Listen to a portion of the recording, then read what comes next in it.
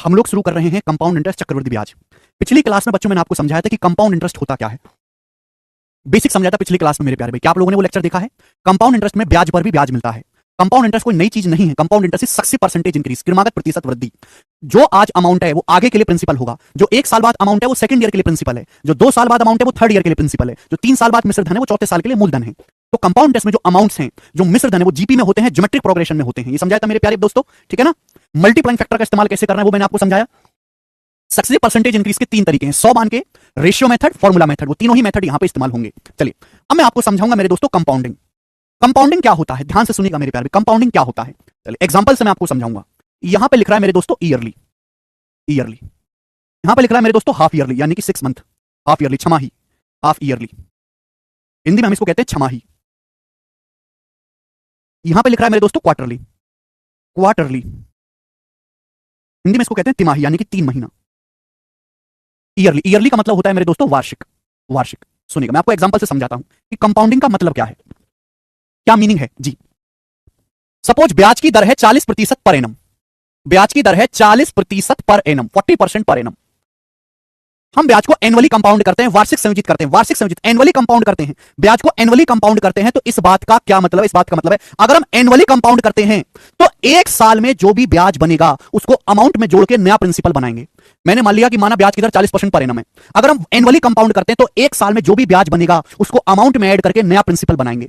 अगर हम half yearly 6 monthly compound कर रहे हैं तो हर 6 महीने में जो भी ब्याज बनेगा उसको अमाउंट में ऐड करके नया प्रिंसिपल बनाएंगे। अगर हम क्वार्टरली तिमाही संयोजित करते हैं तो हर 3 महीने में जो भी ब्याज बनेगा उसको अमाउंट में ऐड करके नया प्रिंसिपल बनाएंगे। सुनिएगा मेरे दोस्तों, जैसे ब्याज की दर 40% पर एनम है। आपने जैसे बैंक में 100 रुपए जमा किया, कितने रुपए जमा किया? 100 रुपए जमा किया। तो 1 साल में आपको कितना ब्याज मिलेगा? 1 साल में आपको 40% ब्याज मिलेगा। 1 साल में कितना ब्याज मिलेगा मेरे दोस्तों? 40%। 100 रुपए पर 1 साल में 40% ब्याज मिलेगा तो 1 साल बाद अमाउंट कितना हो जाएगा? 140। 1 साल बाद अमाउंट कितना हो जाएगा मेरे दोस्तों? 140 रुपए।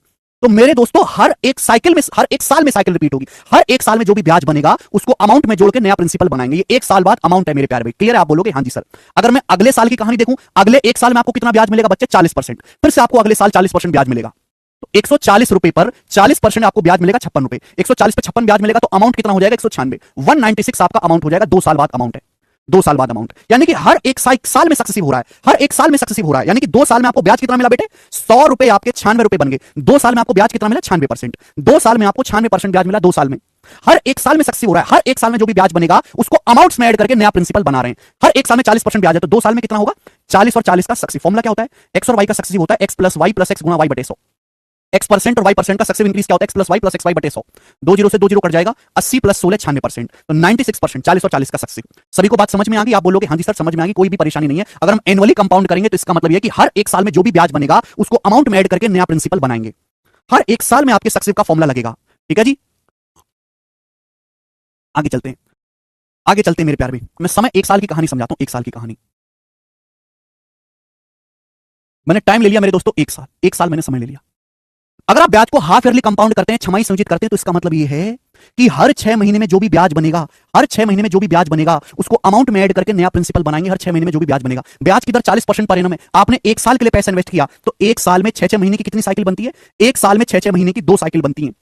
1 साल में 6-6 महीने के 2 हिस्से होते हैं, 6 महीना 6 महीना। क्लियर है? आपने 100 रुपए इन्वेस्ट किया मेरे दोस्तों, 100 रुपए इन्वेस्ट किया। कितने रुपए इन्वेस्ट किया? 100 रुपए इन्वेस्ट किया। अगर आप हाफ ईयरली कंपाउंड कर रहे हैं तो हर 6 महीने में जो ब्याज है वो अमाउंट में जोड़ा जाएगा, नया प्रिंसिपल बनाया जाएगा। तिमाही संयोजित कर रहे हैं तो हर 3 महीने में जो ब्याज है वो अमाउंट में जोड़ा जाएगा, नया प्रिंसिपल बनाया जाएगा। अगर ब्याज की दर 40% पर एनम है, 1 साल में 40% ब्याज है 1 साल में, तो 6 महीने में कितना ब्याज होगा? 20%। 6 महीने में कितना ब्याज होगा? 20%। अगर 1 साल में मेरे दोस्तों 40% ब्याज है तो 6 महीने में कितना ब्याज होगा? 20%। 100 रुपए पर 20% ब्याज मिलेगा तो 6 महीने बाद अमाउंट कितना हो जाएगा? 120 से 6 महीने बाद अमाउंट है, 6 महीने में ही सक्सेसिव लगेगा। फिर 120 रुपए पर 20% ब्याज मिलेगा, 120 का 20% है 24, तो अमाउंट कितना हो जाएगा? 1 साल में 144 रुपए आपका अमाउंट हो गया।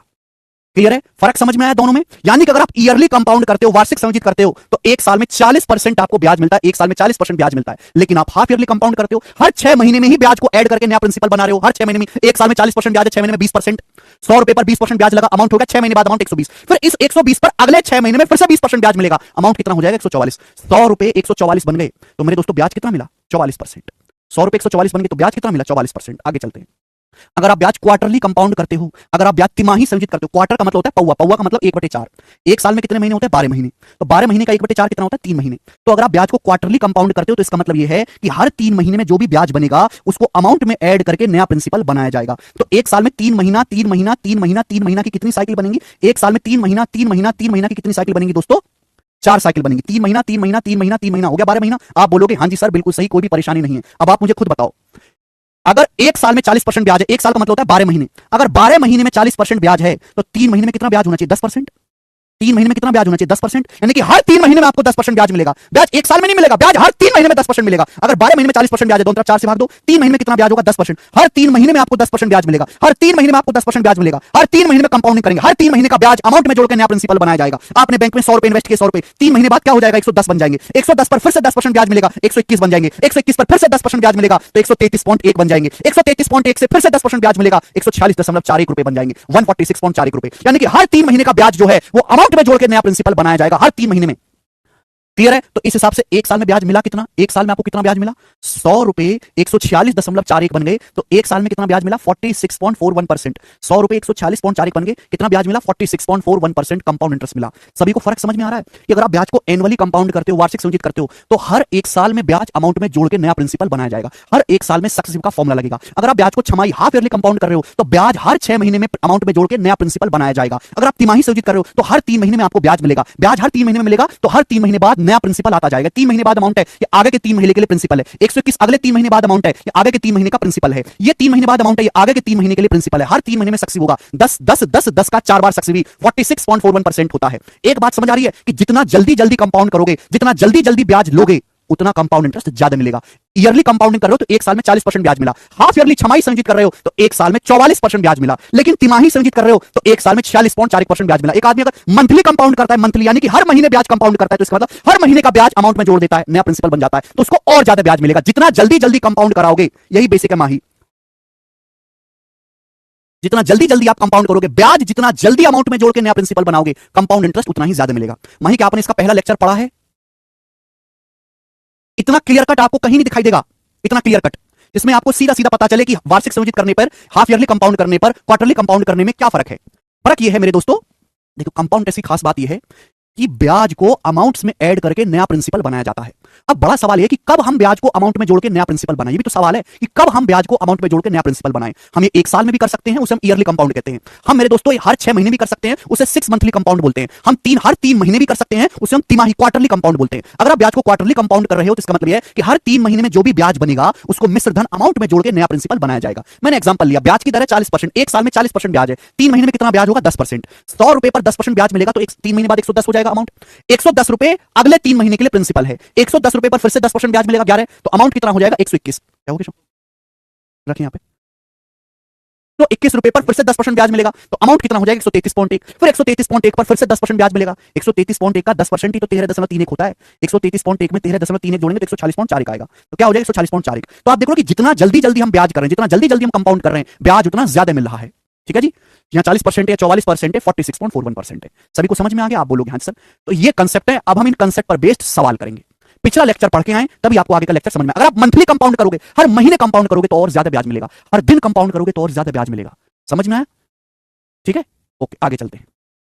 सवाल नंबर 1 से पहली शीट, इस शीट में केवल मल्टीप्लाइंग फैक्टर वाले सवाल है, मल्टीप्लाइंग फैक्टर वाले करके बताएंगे। सवाल नंबर 1, पहला सवाल आपके सामने। ये सवाल कंपाउंड टेस्ट का नहीं है, ये मैंने आपके रिवीजन के लिए लिया है, परसेंटेज में सक्सेसिव के रिवीजन के लिए सवाल लिया है। करके बताओ जल्दी से करें। एक आदमी पी ने एक शहर के बाहरी इलाके में एक जमीन खरीदी 4,32,000 रुपए में। एक आदमी ने शहर के बाहरी इलाके में एक जमीन खरीदी 4,32,000 रुपए की। किसी कारण से उसका मूल्य 25% प्रतिवर्ष गिरता रहा और 2 साल बाद उसने यह जमीन क्यों को बेच दी। किसी कारण से जमीन का जो प्राइस है वो हर साल 25% गिरता रहा, 2 साल बाद जमीन क्यों को बेच दी। उस समय शहर का विस्तार हुआ, शहर भाई आगे बढ़ा, नई नई परियोजना आई, विस्तार के बाद रियल एस्टेट का प्राइस 50% बढ़ा। जब क्यू ने पी से जमीन खरीदी थी उसके 2 साल के बाद उस जमीन का मूल्य क्या होगा, ये सवाल है। भाई पी ने जमीन खरीदी 4,32,000 रुपए में, किसी कारण से 2 साल तक उसकी कीमत 25% कम होती थी, 25% होता है 1/4। अगर 25% कीमत कम हो जाएगी तो 1 साल बाद कितनी होगी? 3/4। फिर उसके 1 साल के बाद फिर से 25% कम हो जाएगी तो कीमत कितनी हो जाएगी? 3/4। ये 2 साल बाद कीमत है, यानी कि जमीन क्यू ने इतने में खरीदी। खरीदने के बाद मेरे दोस्तों क्या हुआ? क्यू ने जमीन खरीदी, भाई शेयर खुला आगे की तरफ, रियल एस्टेट जमीन के प्राइस बढ़े, जमीन का प्राइस हर साल कितना बढ़ रहा है? 50%, आधा बढ़ रहा है। बोला जब क्यों ने जमीन पी से खरीदी थी तो उसके 2 साल बाद जमीन का प्राइस क्या होगा? हर साल कीमत 50% बढ़ रही है, 1/2। ये जीडी के सवाल है, जीडी का पूछा हुआ। हर साल कीमत 1/2 बढ़ रही है, तो भैया 2 साल बाद कितनी कीमत हो जाएगी? Multiplying factor 3/2। किसी संख्या को 50% बढ़ाओगे तो वो 150% हो जाती है, 3/2। ये आ जाएगा। क्लियर है? बोलो हाँ कि ना। तो यानी कि जब क्यों ने जमीन पी से खरीदी थी तो उसके 2 साल बाद कीमत ये हो जाएगी। मुझे केवल यहां से सॉल्व करना है। क्या आएगा भाई? 4 चौक 16, दूनी 32, दूनी 64, 64 से जाएगा क्या ये? 4 चौक 16, 16 से तो जाएगा ही जाएगा। 16 से 16 दूनी 32, यार 16 7 112, ये 2 दूनी 4, 4 से मेरे दोस्तों 1000 जाएगा आपका 250 बार। यानी कि आंसर जो भी आएगा वो 3 9 से तो कटने वाला होगा ना। आंसर जो भी आएगा 9 से कटने वाला होगा। ठीक है बेटे। अब 250, 250 में मेरे दोस्तों 25 आ रहा है, यानी कि आंसर 25 से कटने वाला भी होगा। 125 से कटने वाला, 125 से कटने वाला, ये नंबर नहीं है, ये नंबर नहीं है, ये नंबर नहीं है, ये आंसर हो जाएगा ए ऑप्शन, 125 से कटने वाला। ठीक है भाई। 250, अब देखो यहां पे सारे और नंबर है। 250 में आता है 125। 125 का नियम यह है कि आखिर के 3 अंक 125 से कटने चाहिए, वो केवल पहले ऑप्शन के ये हो जाएगा। ये कंसेप्ट मैं आपको परसेंटेज में पढ़ा चुका हूं, इसको सक्सेसिव परसेंटेज इंक्रीज कहते हैं। सक्सेसिव परसेंटेज इंक्रीज अगर आप नहीं जानते तो आप ये बिल्कुल नहीं सीख सकते। ठीक है, multiplying factor, successive percentage increase पढ़ लो पहले, तब जाके चैप्टर पढ़ना। सवाल नंबर 2, अब यहां से कंपाउंड टेस्ट शुरू हो गई, तो मैंने आपका रिवीजन करवाया, रिवीजन करवाया तो मैंने आपका बताया जल्दी से। सवाल नंबर 2 बहुत प्यारा सवाल है, करेंगे। एक धनराशि 2 साल में खुद का 2.25 गुना हो जाती है। यदि चक्रवृद्धि ब्याज वार्षिक संयोजित है तो ब्याज की दर क्या है? एक धनराशि 2 साल में खुद का 2.25 गुना हो जाती है। 2 साल में 2.25 गुना, ये 2 साल का मल्टीप्लाइंग फैक्टर है। मल्टीप्लाइंग फैक्टर 2 साल में 2.25 गुना हो रही है, तो हर 1 साल में कितने गुना होगी? 1 साल का मल्टीप्लाइंग फैक्टर क्या आएगा? 1 साल का, इसका अंडर रूट।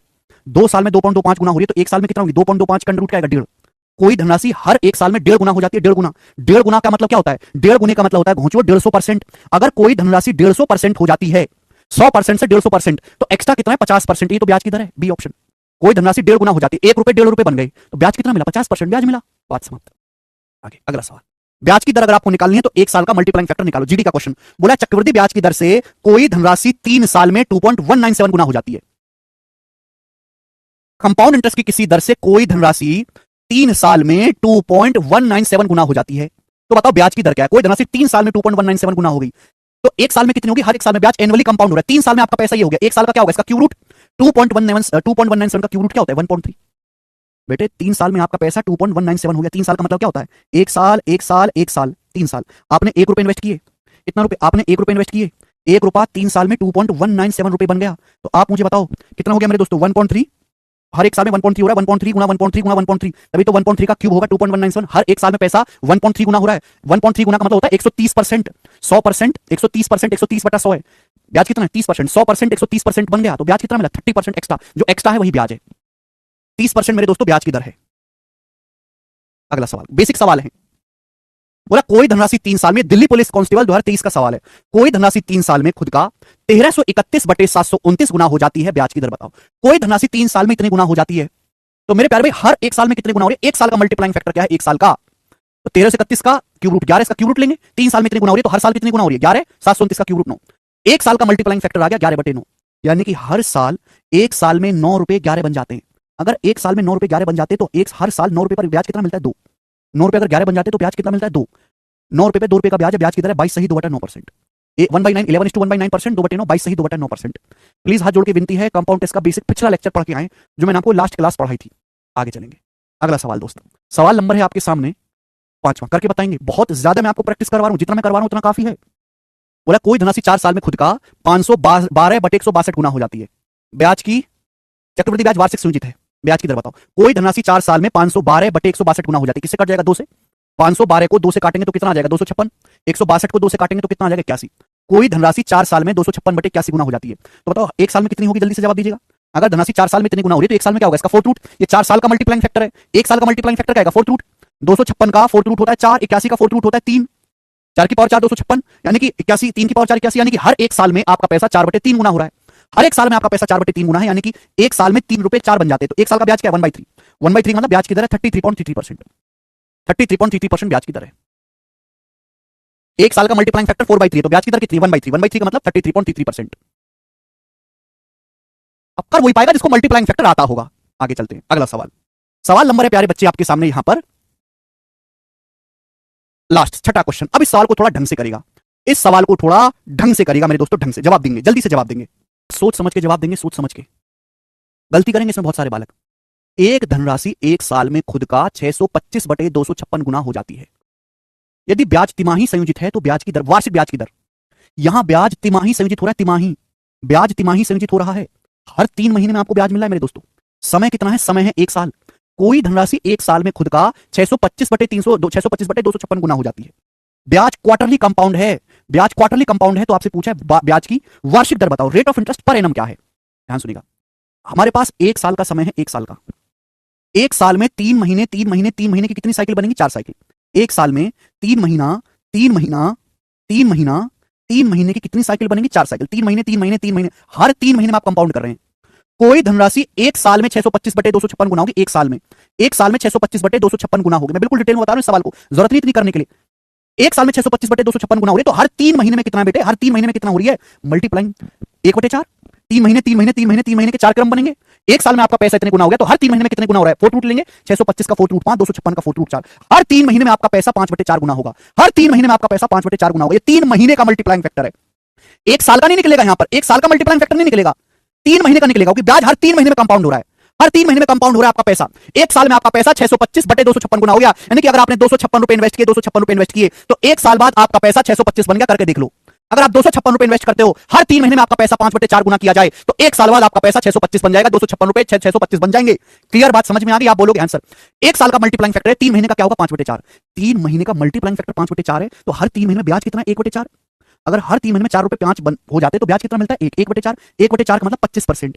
तो ब्याज 3 महीने में कितना है? 25%। 3 महीने में। बहुत सारे बच्चे सवाल का आंसर जो 25% बताएंगे, गलत है। ये ब्याज हर 3 महीने में 25% मिला है। ये 3 महीने का ब्याज है बेटा 25%। आपसे तो वार्षिक ब्याज की दर पूछे, हर 3 महीने में 25% ब्याज है, तो 1 साल में कितना ब्याज होगा बेटे? 1 साल में ब्याज भी 4 गुना 100% होगा। D option 100%। ब्याज की जो दर है वो 100% पर एनम है, 100% वार्षिक है। यही बच्चे गलती करते हैं। हर 3 महीने में 25% ब्याज है, तो 1 साल में कितना ब्याज? ब्याज की दर वार्षिक बताई जाती है 100%। 25 चौका 100, 100% पर एनम। बिल्कुल मैंने हर बात को डिटेल में लिख के बताया है, ठीक है ना, क्योंकि मुझे यहां से बेसिक भी क्लियर करवाना था आपको। अब तो ऐसी गलती नहीं करोगे। धोला जी करें हाफ ईयर कंपाउंड में क्या होगा जी? धोला जी बिल्कुल, मैं हाफ ईयरली कंपाउंड में भी एक सवाल आपसे पूछ लेता हूं। हाफ ईयर कंपाउंड में भी कोई सवाल आपसे पूछता हूं कि कोई धनराशि 1.5 साल में, कोई धनराशि 1.5 साल में हाफ ईयर कंपाउंड करने पर, कोई धनराशि 1.5 साल में अर्धवार्षिक रूप से संयोजित करने पर कितना हो जाती है मेरे दोस्तों? 1.5 साल में 343/125 गुना हो जाती है। तो आपसे पूछा ब्याज की वार्षिक दर क्या है? Rate of interest per annum क्या है? Rate of interest per annum, ब्याज की दर क्या है? ये सवाल है, ब्याज की दर क्या है? Rate of interest per annum, ब्याज की वार्षिक दर क्या है? ये सवाल मैंने आपको बिल्कुल नया फ्रेश सवाल बना के दिया। धौला जी बताओ, कोई धनराशि 1.5 साल में हाफ ईयरली कंपाउंड होने पर खुद का 343/125 गुना हो जाती है, ब्याज की वार्षिक दर क्या है? समय कितना है? 1.5 साल। 1.5 साल क्या होता है? 18 महीने। 1 साल 12 महीने, 1.5 साल 18 महीने। हमारे पास 18 महीने का समय है। ब्याज हाफ ईयरली कंपाउंड हो रहा है। हाफ ईयर का मतलब 6 महीना 6 महीना 6 महीना, 6 महीने की 3 साइकिल बनेंगी। 6 महीना 6 महीना 6 महीना, 6 मंथ की 3 साइकिल बनेंगी। आप बोलोगे हाँ सर 6 महीना 6 महीना 6 महीना हो गया मेरे दोस्तों 18 महीना। क्लियर है? आप बोलोगे हाँ जी सर। ये जो आपके पास है 18 महीने का मल्टीप्लाइंग फैक्टर, 18 महीने का, 18 महीने, 1.5 साल होता है 18 महीने, 18 महीने में आपका पैसा ये हो गया 343/125 गुना। तो 6 महीने का मल्टीप्लाइंग फैक्टर क्या आएगा? 6 महीने का मल्टीप्लाइंग फैक्टर क्या आएगा? अंडर रूट, क्यूब रूट लेंगे, सॉरी, 343/125 का क्यूब रूट 7/5, 343 का क्यूब रूट 7/5, 343/125 का क्यूब रूट 7/5, यानी कि हर 6 महीने में आपका पैसा, हर 6 महीने में आपका पैसा 7/5 होगा। हर 6 महीने में, 6 महीने में आपका पैसा 7/5 गुना होगा, तो हर 6 महीने में ब्याज कितना मिलेगा? 5 रुपए पर 2 रुपए ब्याज मिलेगा। अब 1/5 20% होता है, 2/5 40%। हर 6 महीने में आपको 40% ब्याज मिलेगा। हर 6 महीने में 40% ब्याज मिलेगा, तो सालाना कितना ब्याज होगा? अरे घोंचू 120 नहीं है, हर 6 महीने में 40% ब्याज मिला होगा, तो सालाना 12 महीने, 12 महीने में कितना ब्याज है? 80%। हर 6 महीने में 40% ब्याज है, तो सालाना 1 साल में कितना ब्याज मिलेगा? 40 दूनी 80% प्रति वर्ष, 80% पर एनम। हर 6 महीने में आपको 40% ब्याज मिला है, ठीक है? तो पर एनम 1 साल में कितना ब्याज मिलेगा? ढोला आप समझ में आ गया भाई? 40 दूनी 80%। ब्याज की दर हमेशा वार्षिक बताना, कंपाउंडिंग कैसे भी करो, ब्याज की दर आपको हमेशा पर एनम ये बताना कि 1 साल में कितना ब्याज मिला। दैट्स इट, बात खत्म। क्या अब आप इस टाइप के सवालों को कर लेंगे? टाइप समाप्त हो गया बच्चों। क्या अब आप इस टाइप के सवालों को कर लेंगे? बिल्कुल बेसिक, देखो मैंने एकदम सरल सवाल से शुरुआत करी, 1 2 3 4 5 6 6 क्वेश्चन हमने इस टाइप पे करे। एक बार कमेंट में यस करके बताओ कि हाँ जी कर लेंगे।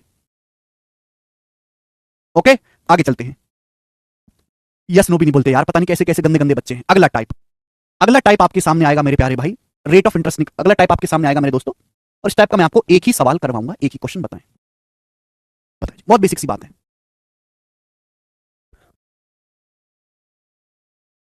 मैंने आपको बताया कि कंपाउंड इंटरेस्ट में जो अमाउंट्स हैं, जो मिश्र धन है, वो जीपी में होते हैं। आप पढ़ते नहीं है ना मुझे ध्यान से जी।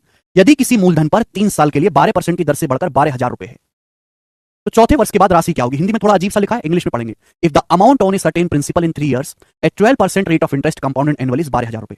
बोला किसी ब्याज की दर से 3 साल बाद जो अमाउंट है वो 12,000 रुपए है।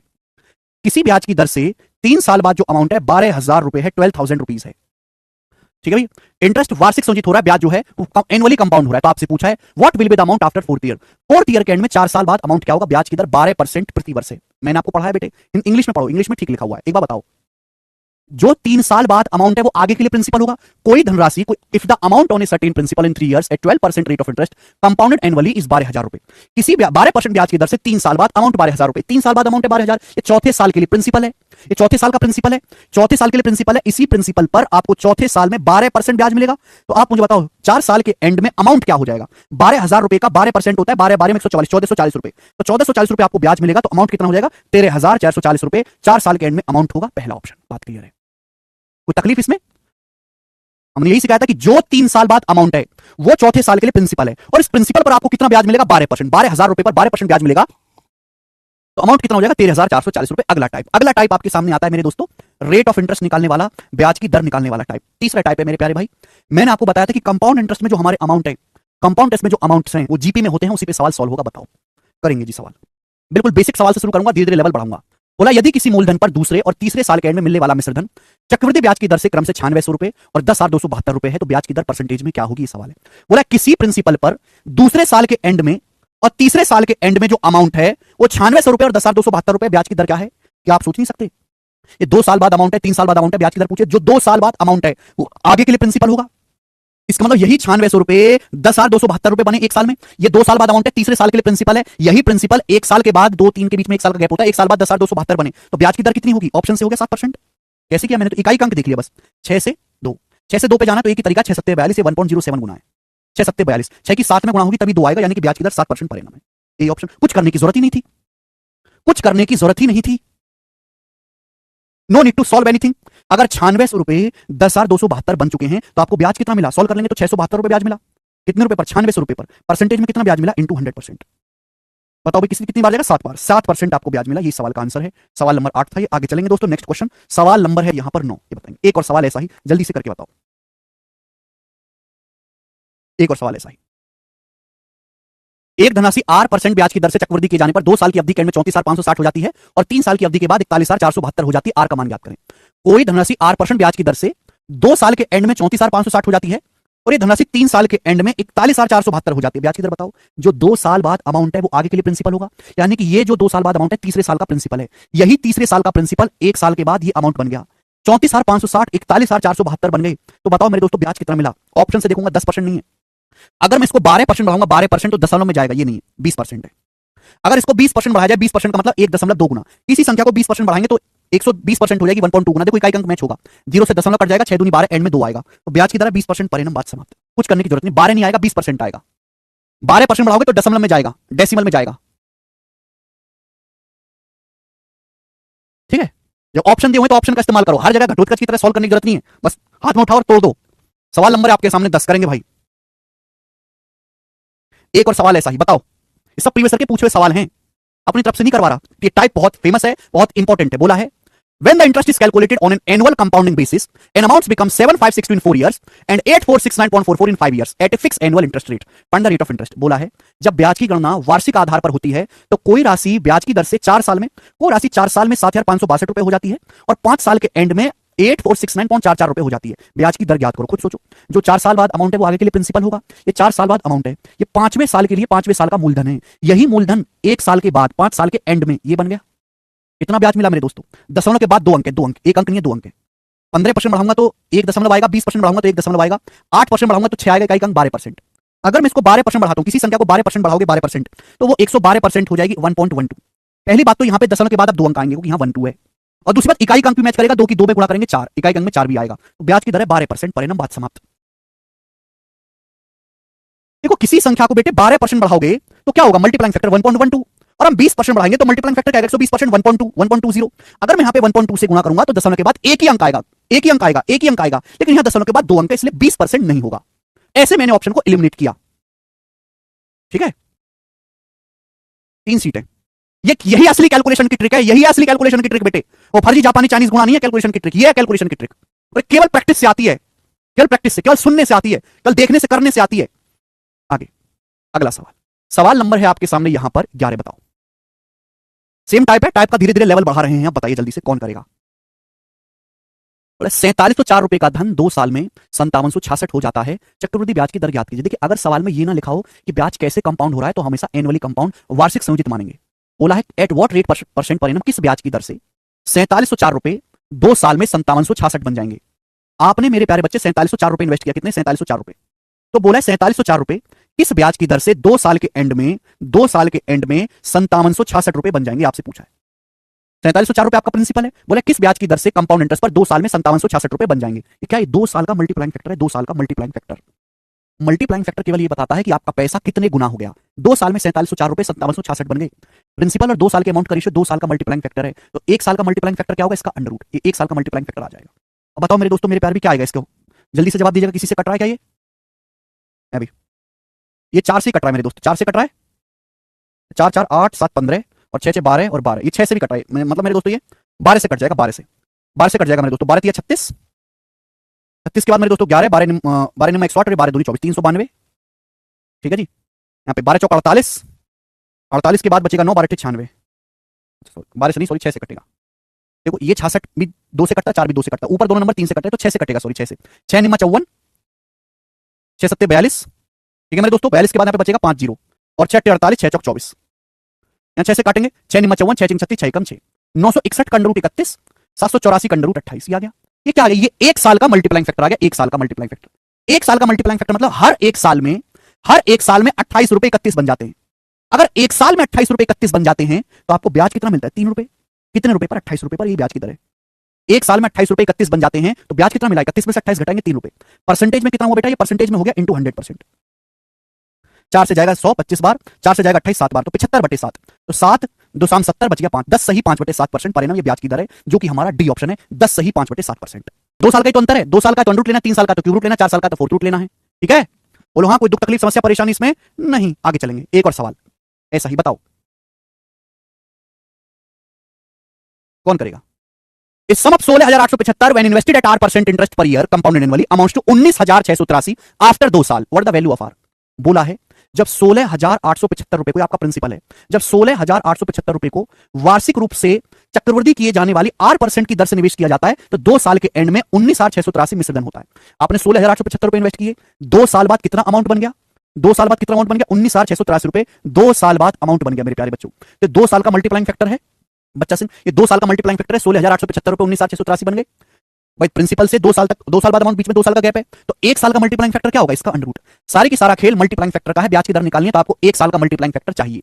अब देखो किससे कट रहा है, ध्यान से सोचिएगा मेरे दोस्तों। 3 से तो कटेगा 9, 6 1 7 8 15 3 18, 6 1 7 8 15 5 20 7 27, दोनों नंबर 9 से कट रहे हैं। इसका भी डिजिटल सम 9 है, इसका भी डिजिटल सम 9 है। ठीक है, तो 9 से काट लेते हैं, क्या परेशानी फिर। तो 9 एकम 9, 9 72, 9 7 63, 9 5 45, 9 से काटेंगे तो 9 दूनी 18, एक बचेगा 9 एकम 9, 7 9 72 और 6 9 7 63। ठीक है बेटा, फिर ये 3 से भी कट गया, 1875 और 2187, 1875 को 3 से काटेंगे 625 और 2187 को भी 3 से काटेंगे मेरे दोस्तों, तो कितना आ जाएगा 729।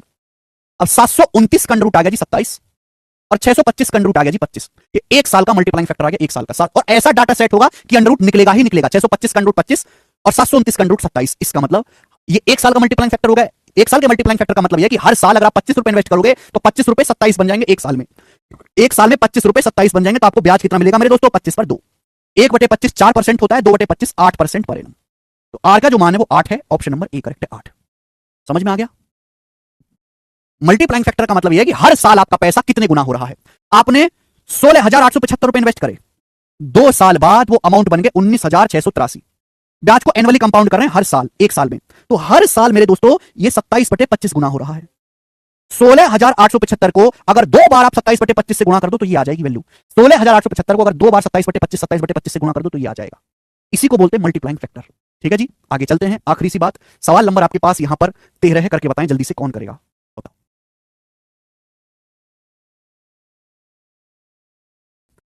15,625 रुपए की धनराशि वार्षिक रूप से चक्रवृद्धि किए जाने पर कितने ब्याज की दर से 3 साल में 21,952 रुपए हो जाएगी? सुनिए, 15,625 रुपए, 15,625 रुपए क्या प्रिंसिपल, मतलब 15,625 की धनराशि कितने ब्याज की दर से, कितने प्रतिशत ब्याज की दर से 3 साल में 21,952 रुपए हो जाएगी 3 साल में। आपका इतना प्रिंसिपल 15,625 का 3 साल में 21,952 बन गया। ये 3 साल का मल्टीप्लाइंग फैक्टर है। एक साल का मल्टीप्लाइंग फैक्टर, हर साल आपका पैसा कितने गुना हो रहा है, 3 साल में आपका पैसा इतने गुना हो गया, हर साल कितने गुना हुआ, इसका क्यूब रूट आप लेंगे मेरे प्यारे भाई, यही लॉजिक है। 3 साल का मल्टीप्लाइंग फैक्टर दिया, 1 साल का निकालना है क्यूब रूट, और निकलेगा ही निकलेगा। मुझे साफ साफ दिखाई दे रहा है कि 15,625 25 का क्यूब होता है, तो इसका आ जाएगा 25, ऊपर 21,952, मुझे याद तो नहीं है। अब एंड में 2 आ रहा है, 2 क्या होता है मेरे दोस्तों, 2 कब आएगा, 25 से बड़ी संख्या का क्यूब एंड में 2 आ रहा है, तो 8 का क्यूब 512 यानी कि 28, 28 का क्यूब होगा। वैसे मुझे याद नहीं है, पर मैं पहचान लूंगा कि 25 से किसी बड़ी संख्या का, अगर नीचे क्यूब है तो ऊपर बनेगा ही बनेगा, 25 से बड़ी किसी संख्या का क्यूब एंड में 2 आ रहा है, तो 8 8 64 512 28 का क्यूब होगा। ये 1 साल का मल्टीप्लाइंग फैक्टर बन गया, यानी कि 1 साल में 25 रुपए 28 बन जाते हैं। तो 1 साल में 25 पर ब्याज कितना मिलता है, 3, 1/25 4%, 3/25 12%, 12% पर एनम ब्याज की दर है, 12%। बोलो हाँ, आप बोलोगे हाँ जी सर बिल्कुल सही। सवाल है आपके सामने यहां पर 14, बताएं जल्दी से करके बताएं दोस्तों, इस सवाल का क्या आंसर होगा। जितना मैं प्रैक्टिस करवा रहा हूं उतना काफी है, आपको अपनी तरफ से कतई भी पढ़ने की जरूरत नहीं है। सेम टू सेम सवाल बताएं, 3,45,400 रुपए का धन 3 साल में 439400 हो जाता है, ब्याज की दर बताओ।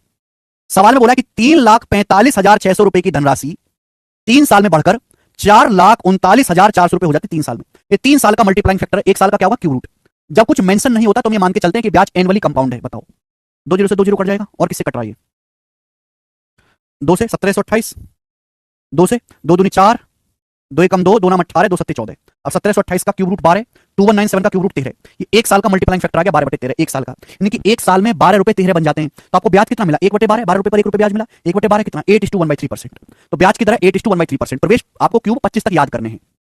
हाँ जी विश्वजीत, नेक्स्ट अगला सवाल, सवाल नंबर है बच्चे आपके सामने यहां पर 15, करके बताएं। अब इस सवाल का आंसर आप मुझे करके बताओ, मैं नहीं बताने वाला बिल्कुल भी, क्योंकि ये सवाल दिल्ली पुलिस कांस्टेबल के पेपर में आया है, इसी कंसेप्ट पर बेस्ड है। बताओ, मैं यहां बैठ गया और मुझे हर एक बच्चे से सवाल का आंसर चाहिए, बिल्कुल लेटेस्ट सवाल है। अभी बाकी कल करेंगे, छोड़ो अब, ठीक है।